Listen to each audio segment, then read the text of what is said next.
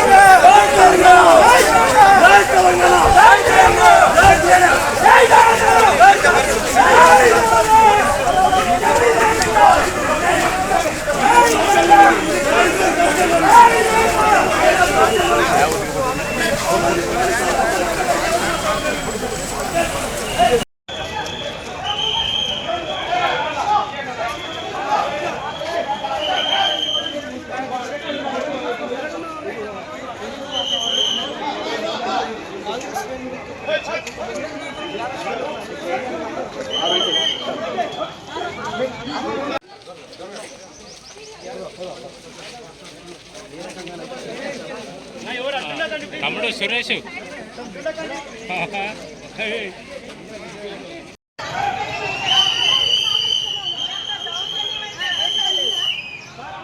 Rowdy రాజ్యం అయితే ఎవ్వరు చేయలేదు. ఇన్నేళ్ల రాజకీయాల పేరు మీద ఇంత రౌడీ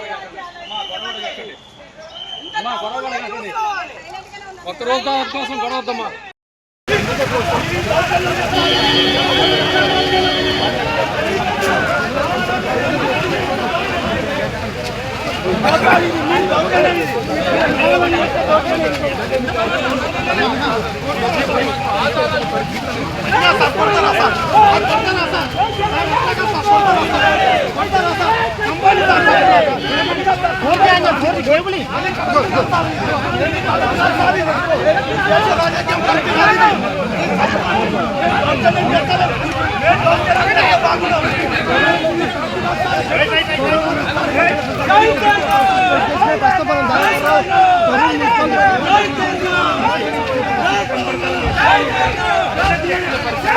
ఇక్కడ ఉద్రిక్త పరిస్థితి నెలకొంది.